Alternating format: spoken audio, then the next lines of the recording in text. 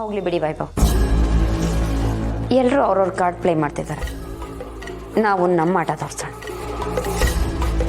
ಅಮ್ಮ ತಾಯಿ, ನಂಗೆ ಕಾರ್ಡು ಗೊತ್ತಿಲ್ಲ. ಇದುವರೆಗೂ ನೀನ್ ಏನ್ ಹೇಳಿದ್ಯಾ ಅದನ್ನ ಮಾಡಿದೀನಿ, ಮುಂದೆನು ನೀನ್ ಏನೇನ್ ಹೇಳ್ತೀಯ ಎಲ್ಲ ಮಾಡ್ತೀನಿ. ಆದ್ರೆ ನೀವ್ ಏನೇ ಮಾಡೋಂಗಿದ್ರು ದಯವಿಟ್ಟು ನನ್ನ ತಲೆಯಲ್ಲಿ ಇಟ್ಕೊಂಡು ಯೋಚನೆ ಮಾಡಿ.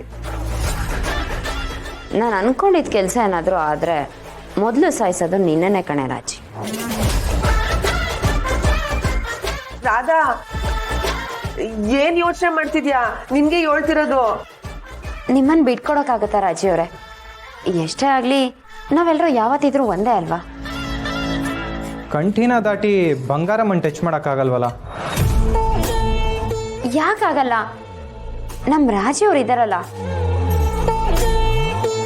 ಅವ್ರ ಕೈಲಿ ಮಾಡದೇ ಇರೋ ಕೆಲಸ ಯಾವುದಾದ್ರೂ ಇದೆಯಾ? ಅವರೇ ಬಂಗಾರಮ್ಮನ ಮುಗಿಸ್ತಾರೆ. ಅಪ್ಪ ಶಿವ, ನಾನು ಒಂಟೆ ಬಿಟ್ಬಿಡ್ನ. ರಾಜಿಯವ್ರೆ ಪ್ಲೀಸ್, ನಮ್ಮೆಲ್ಲರಿಗೋಸ್ಕರ ನೀವು ಈ ಕೆಲಸ ಮಾಡಲೇಬೇಕು.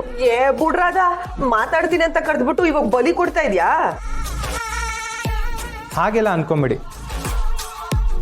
ಹೇಗಿದ್ರು ನೀವು ಇವಾಗ ಅವ್ರ ಜೊತೆನೇ ಇದ್ದೀರಾ. ವಾರ್ಡ್ಗೆ ಹೋಗಿ ಕೆಲಸ ಮುಗಿಸಿದ್ರೆ ಯಾರಿಗೂ ಡೌಟ್ ಬರಲ್ಲ. ಅಯ್ಯಯ್ಯೋ ಸಾಹೇಬ್ರೆ, ಆ ಕಂಟಿ ಮಚ್ಚಿಟ್ಕೊಂಡು ಕಾಳಿ ಮಾತೆ ತರ ಅಲ್ಲೇ ನಿಂತವನೆ.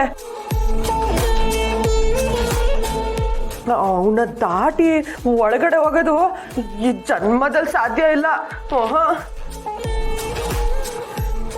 ನೋಡಿ, ನಮ್ಮನ್ನು ನಾವು ಪ್ರೂವ್ ಮಾಡ್ಕೊಳ್ಳೋದಕ್ಕೆ ಅವಕಾಶ ಸಿಕ್ತಾಗ ಹಿಂಜರಿಬಾರ್ದು ರಾಜಿಯವರೇ. ಹೇಗಿದ್ರು ಆ ನಂಜಮ್ಮನೂ ಅಲ್ಲೇ ಇದ್ದಾರೆ. ನೀವು ಕೆಲಸ ಮುಗಿಸಿ ನಂಜಮ್ಮನ ಮೂತಿಗೆ ಒರೆಸಿ. ಕರೆಕ್ಟು. ಕೋತಿ ಮೇಕೆಗೆ ಅದೇ ತಾನೇ ಮಾಡೋದು. ನಾನ್ ಕೋತಿನಾ? ನೋ, ನಾನು ಹಾಗೆ ಹೇಳಿಲ್ಲ. ರಾಜಿಯವರೇ, ನೀವು ಮನ್ಸು ಮಾಡಿದ್ರೆ ಇದೆಲ್ಲ ದೊಡ್ಡ ವಿಷಯನಾ? ಅದು ಅಲ್ಲದೆ ನಂಜಮ್ಮ ನಿಮ್ಮ ವಿರುದ್ಧ ತಿರುಗಿ ಬಿದ್ದಿದ್ದಾರೆ ಅಂತ ಹೇಳ್ತಿದ್ದೀರಾ.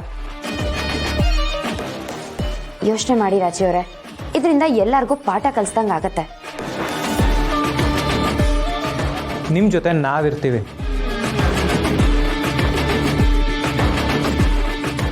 ಒಂದೇ ಕಲ್ಲಲ್ಲಿ 2 ಹಕ್ಕಿ ಹೊಡಿಬೋದು. ಏನಂತೀರಾ? ಡೀಲ್ ಓಕೆನಾ?